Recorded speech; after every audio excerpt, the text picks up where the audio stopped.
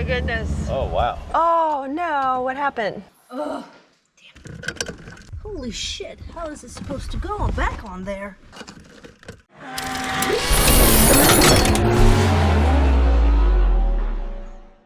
Welcome to Red Carbon. I'm Yana.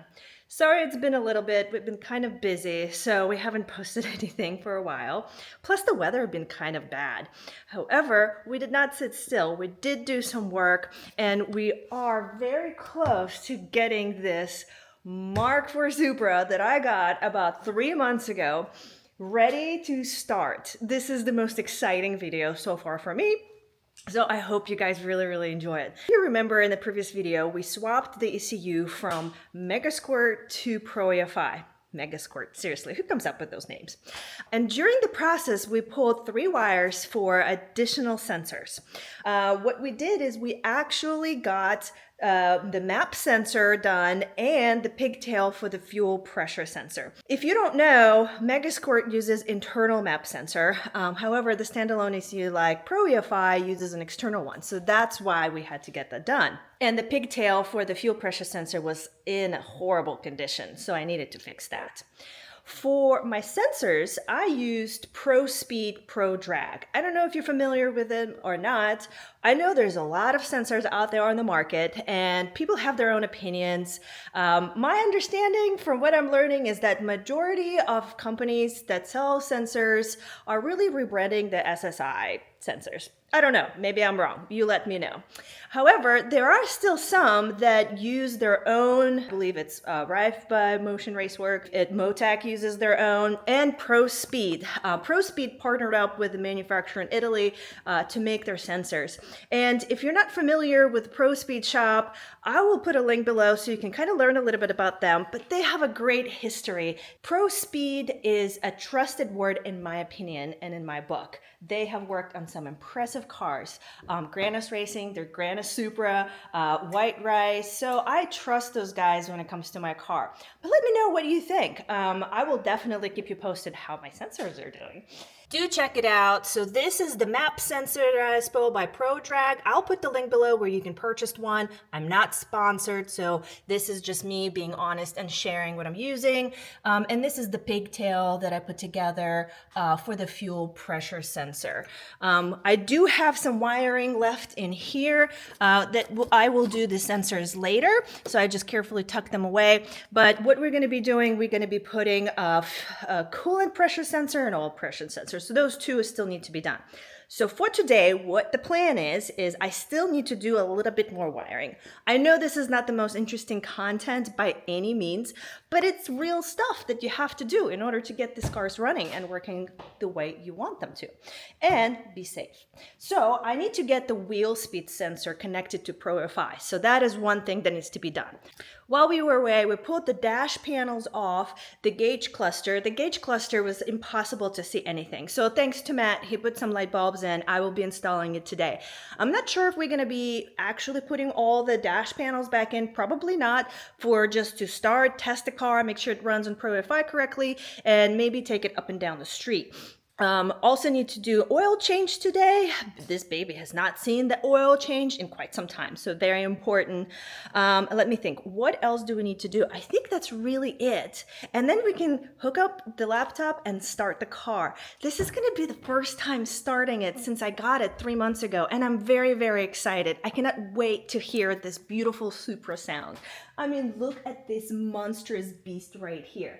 Oh, I cannot wait. So very excited content. I don't know if it will start.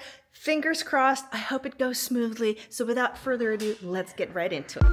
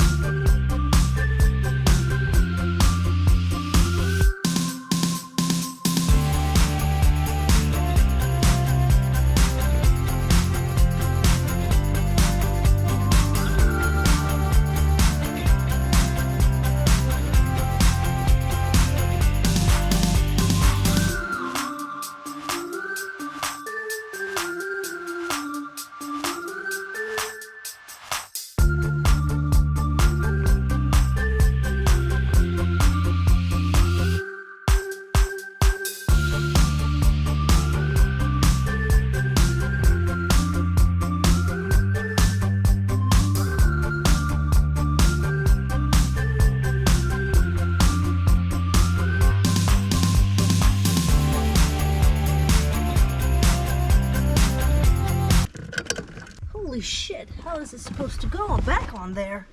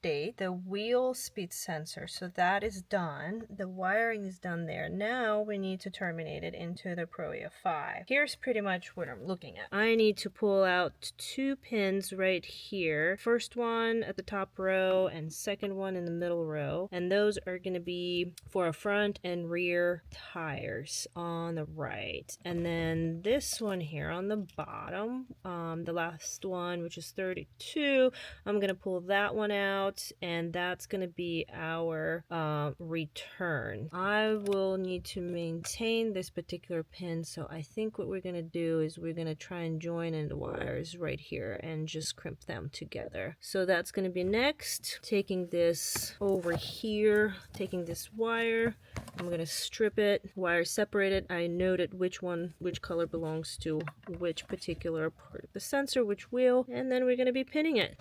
A lot of fun, a lot of more wiring, but we're almost done. So very close and very excited. Hey, good question. Do you have a cool thing that you absolutely love in your garage? It's your favorite thing? I do. Here's my thing. I absolutely love our little retro mini fridge. And we also got a matching microwave. So the color didn't match perfectly, but you know what? I like the vibe. I like the vibe. So honestly, tell me, what is your favorite thing in your garage that is not specific to cars? I'd love to hear it. Let me know. All right, so the wheel speed sensor wiring is done.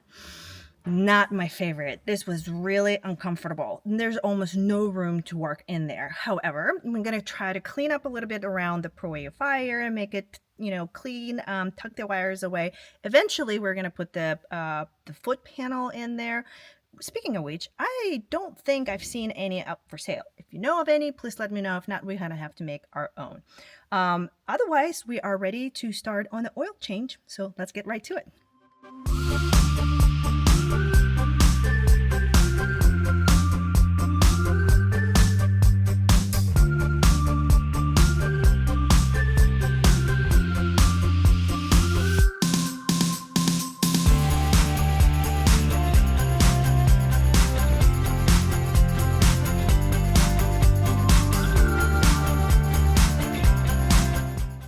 So it drained the oil and it smells terribly, terribly strong of fuel. What does it tell us? A little too rich. Little bit, just a little bit. All right, guys, look at that. Look inside the catch can. Go ahead. Well, the big thing is I already drained a bunch of it. So I know. We just caught it. But so what do you guys think this is? Let's see. Huh. It's not oil. That's crazy. That's fuel. Yeah, that's like raw gas. Oh my goodness. Oh, Well, we saw how that's rich not the great. car was running, Yeah. and the catch can catching all of that stuff out of the oil. True. Ugh, yeah, I can smell it over here. It's empty now. So pure oil or pure fuel. Ugh, yeah, very, very smelly. This is what it means when you don't know what you're doing. Like me. You have to have somebody like, ultimately him that kind of knows what he's doing, so you don't end up doing this kind of stuff to your beautiful, lovely babies. Off to changing the filter, and then we're going to put some fresh new oil into it. And what oil are we putting in today? 2050. That's what Brian told us to put in from Roche Racing. Okay. Until he gets his hands on it. All right, best recommended, huh? Yeah. GP1. All right, so we're ready to go ahead and get the filter out and put the oil in.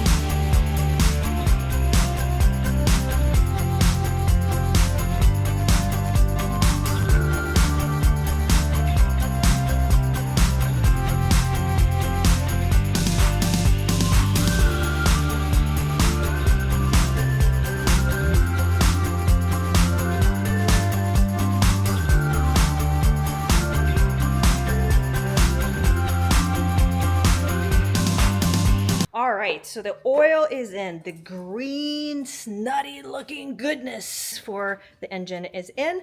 So now we need to put the gauge cluster in. We need to put maybe some dash panels. I don't know, we're still deciding. It's not that important just to drive it around. And we need to put the seat in. And then I think we're ready to plug in the computer and give it a go to start.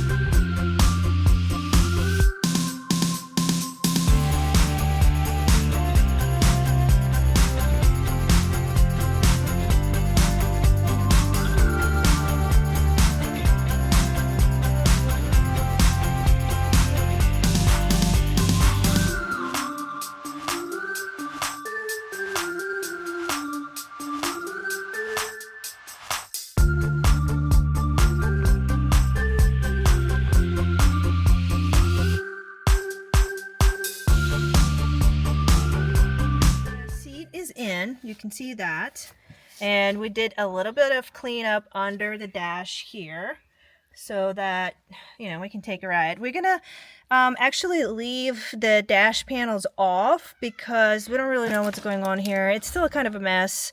We don't really need any of that. We don't need AC. We don't need heater right now. The most important thing is we need to see, well, how fast are we going? How fast the engine's revving? Do we have fuel or not? So we put in the gauge cluster, and that's in for now. And we're just gonna leave this stuff hanging until we're ready to put it back in. And if you guys remember, there were two switches in here. I'm going to quickly share the image from when I did a walkthrough of the car. So you can see there are two switches. One's the honey badger. I'm not sure what I'm going to do with that. But the other switch was actually for the cooling fans. I'm not sure why previous owners had the cooling fans on the switch. No idea, honestly. But we're going to have ProEFI control it. So what we did is we actually pinned it into ProEFI, and the switch is no longer not usable. It's not really attached to anything. It doesn't do anything. So I don't know what I'm going to do with it. I kind of like it. Maybe I'll leave it. Maybe I'll replace it just with a different facing switch. But what do you guys think? What should I use it for? What would you use it for? Let me know in the comments because I'm open to ideas. All right. So we checked everything under the hood. I think everything is ready. Matt is just trying to fit into these beautiful seats. The seats are too tall. Yeah, they do sit pretty high. So even for me, I mean, I'm not a super tall girl, but it feels a little bit claustrophobic. I don't know. Yeah, like I can't fit. I'm gonna break my neck just trying to get into the car. I just put it way back, so maybe that'll help. All right, well, let's see if it does. Yeah, that's a pretty tight fitment for you there. I just need cut a couple inches off my calves. Maybe my femurs. I don't think we have time for that. Not today. Not today. I'm gonna hit my head in here constantly. Well, I'm sorry. There's actually like literally no room to push the seat back. Like that's it. It's not that helped a little bit. It's the height. Yeah, the seats sit really high. Yes. So we'll have to replace them. I mean, I'm fine. I'm comfortable, but It's all right. I need my laptop holder or tuner or husband over here. So we need to make sure he's comfortable. All right. So a few things. Definitely not a tuner. Oh, my tuner. I'm a TOONER. You're a what? TOONER. Oh, you're a car tuner? I'm a car tuner. Pretend. So we need to hook up the battery, which I wish I just did after I got all settled here with my contraption. Oh, well, you know, this is how it works. You get ready and then you're like, uh-oh, forgot a few things. All right, so big snag, not going for a test drive just yet because, you know, when you're this close and you're ready to turn the key on, of course, the most silliest thing breaks.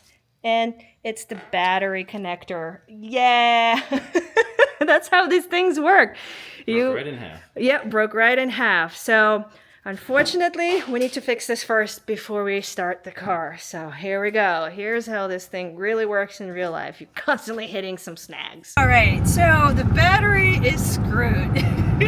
We can't start the car. We are on our way to Advanced Auto Parts.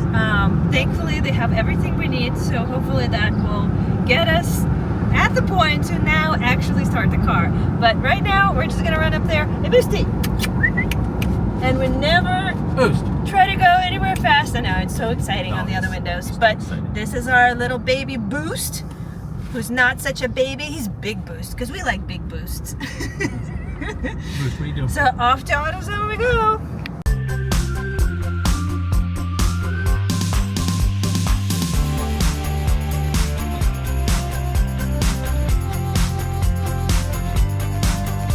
Alright, we're back home in the shop. We are ready to install the new battery. It only took us, I don't know what, like an hour, hour and a half. Time is lost. Hopefully we can still try and start it today. What do you think? Yeah, we are good. Alright, perfect. So let's get the battery in. Matt is going to install it, and I'm just going to patiently sit around and wait until I can start the car. All right, so we're gonna key on. This is a first test to make sure nothing sets on fire and that Matt is all safe over there. He's gonna use his light, check things out, make sure everything is good. There you are, now you're in focus. All right, you ready for the key on? Yeah, just go ahead and key on, and we're gonna just look for fuel leaks right now. All right. We're ready for some Monsuno over here. All right. Oh yeah, that's right, the fuel pumps, we need to change the trigger in the computer because they're running. All right, no fuel leaks. We have 46 pounds of fuel pressure, which is totally fine. And as far as the fuel pumps, we mentioned, we actually have 3 pumps and they turn on and work at the same time, all 3. So we do have a plan to split them and use an actual strategy of when, you know, first comes on, second, third, and so on. So that's for future work. All right, so we have the laptop on. I think we're ready to start, right? What do you say? Yeah, everything looks good. I think we're ready to at least give it an initial startup and see what happens. But everything is set up just good enough for us to go ahead and start? We have our fuel pressure, which is here. We had to reset our injector size. It's a base map for timing and air fuel and all that, so it's just, let's see what happens. The moment, the very special moment of getting it started. You ready? Yes, and I'm if I very say kill nervous. it, we're gonna kill it. So Okay, I'm very nervous. hopefully it starts right up. We'll see. All right, we're in park, and we're not on the ground, so we're good. Yeah, we're off the ground on the jack.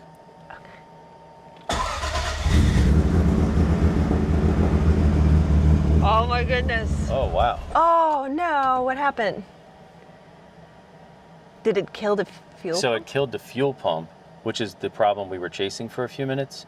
So I think because something is inverted, it starts, pump turns off Okay. when it's supposed to be turning on. So go ahead and start it again, Okay. and it'll probably stop after a few seconds, then we'll take All a right, look. let's try. Oh, but that sound. Okay, so it's Okay. killing the pump? Yes. It's- So we're looking right here at fuel pressure. Right now we have 44 pounds, and when you start the engine, because the trigger is reversed somehow, the pump turns off. So go ahead and start, Okay. and this is going to drop to 0. All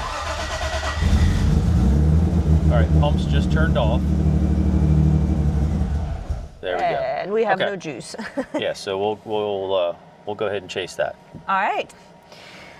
Not ready to start just yet. All right, let's try to figure it out. All right, so we figured out what was wrong. What happened? So in the ProEFI software, it seems like every version, it's different. I've been through like 4 different iterations of this software, which has always been one of the frustrations. But so when you go through this, it's basically top to bottom. It makes sense. But one of the things that doesn't make sense that we just found is like you have primary fuel system, you have your I/O to set up your controls and stuff like that.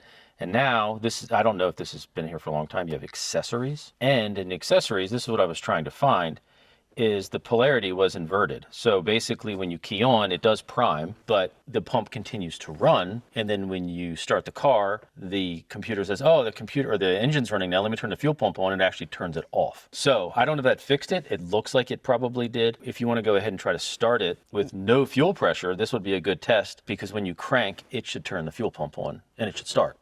Okay. So go ahead and try to start it and see what happens. All right.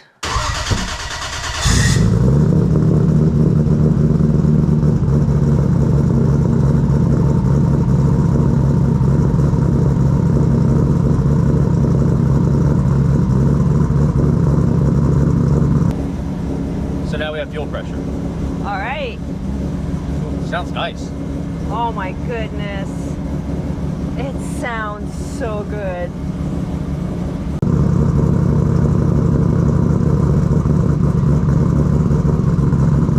So it'll take probably 30 seconds for the O2 sensor to read. Oh, so we might not have a reading on the O2 sensor yet. Oh, right here. That's target. So it's not reading. Uh-oh. Why is our O2 Oh no, sensor it's reading. It's reading. Go ahead and give it some gas. I'm gonna scooch a little bit. All right.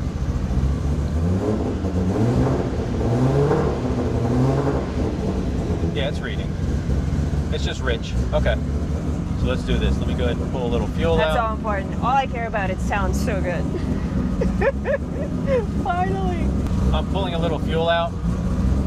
This is our target it's trying to hit right now. Uh-huh. And we're just pulling a little bit of fuel out to see what'll happen. All right. I mean, we're not going to tune the car. Oh, absolutely not.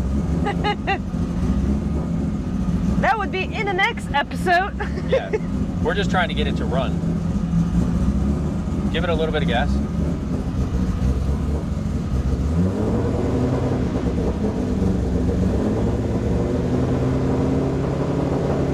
Yeah, I don't think it's really reading. It's not moving at all. So we might have to take a look at that. Of course, when you think things are just right and finally working, something is not working. Because what's typically the motto? What else can go wrong? Yes. Go ahead, kill it. All right, let's kill it.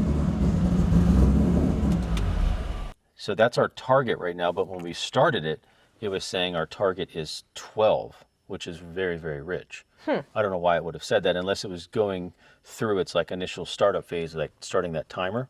So go ahead and start it again. All right.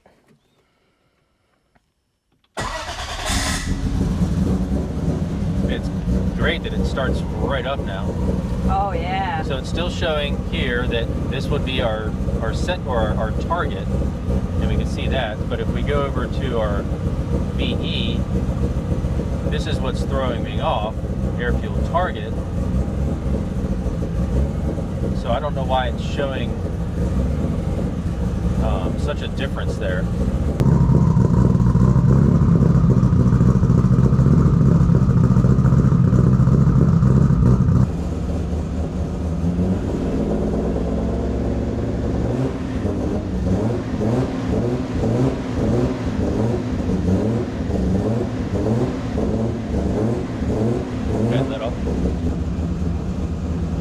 Now you can hear it changing. Yeah, I pulled a ton of fuel out just to see what it does. Yeah, I think it was just pig rich. So it is reading. Okay.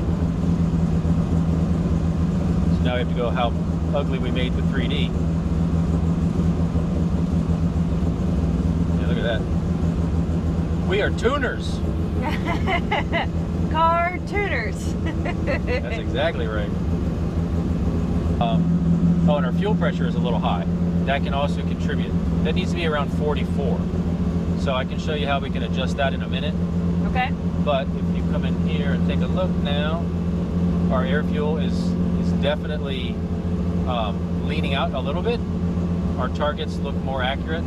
Yeah, all we're trying to do is get it to where it's safe enough to just cruise around a little bit. Okay. We're not going to be pushing the gas hard, you know, really doing anything dangerous with the engine. Right. So, But it sounds so good. Can you guys hear it? Oh my gosh. so it idles good, and the air fuel is fine, and we can put it through some gears. All right. But everything looks pretty good. We do need to adjust the fuel pressure. It's a little too high. That's probably because we have all 3 pumps running, which we need to fix that. Yeah. So let's take care of that. Idle's a little high, so there's some stuff we can fix. All right, let's work on that. Cool.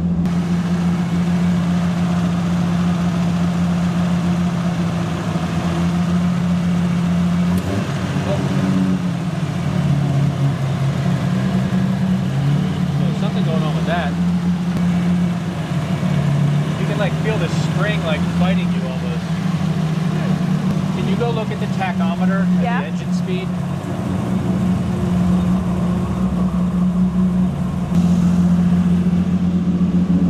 So it's at 1800. Okay, we'll get it down in a second. We'll turn it off.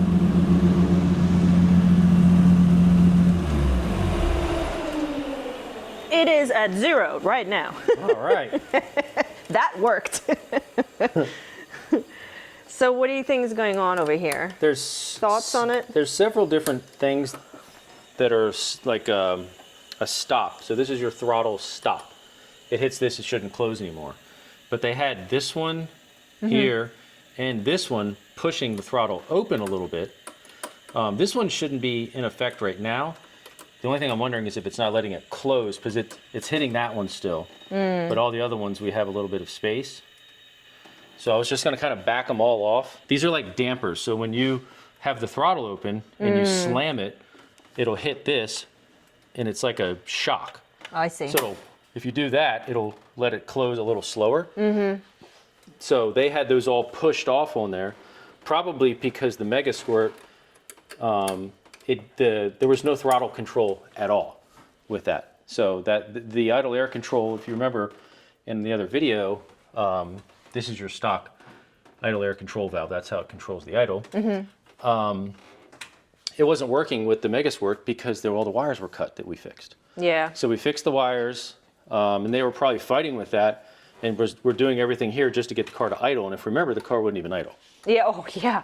Oh my God. At least it idles. I mean, I know it idles pretty high, 1800. Well, we'll fix that. But it idles. I mean, that's a huge win in my opinion. Even if we don't finish fixing that tonight and we need to do some additional work on it, I am counting this as a major win. Well, look at it this way. It idles.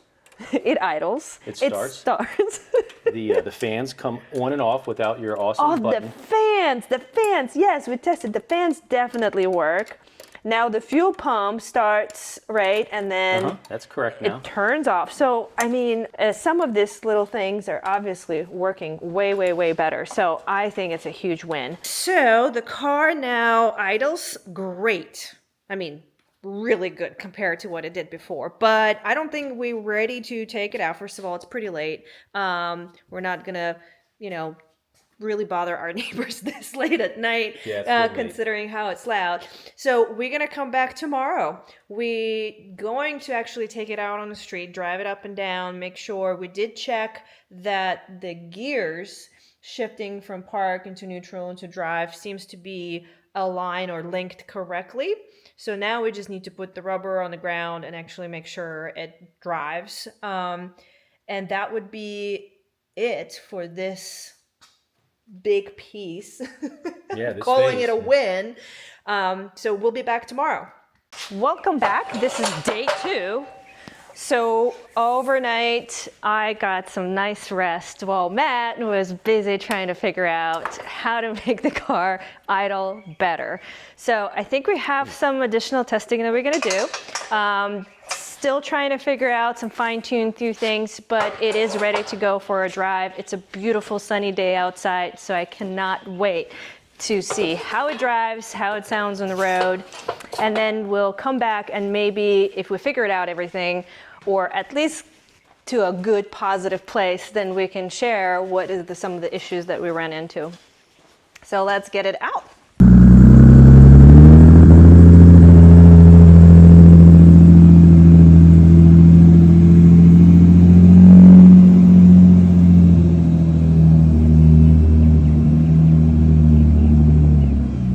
Guys, we just got back from driving around our little cul-de-sac. So let me tell you this. We have a huge win. The huge win is the fact that the car actually starts. We were able to get it to idle. Not ideal, but it idles pretty well. So it's working. It's working. It's running on ProEFI. In my book, that's a huge win. It sounds really good. It finally has that Supra sound. But there's still a fail. While we try to take it around the cul-de-sac, we hit the rev limiter, even though it was set for 5,000 and we were hitting it at 3,000 RPM.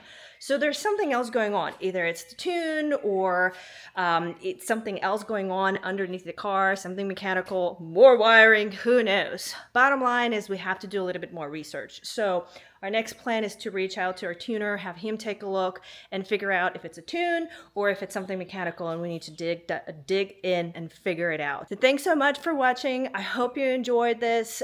This was a lot of fun for me, and make sure to stay tuned and remember, learn, build, and race. We'll see you next time.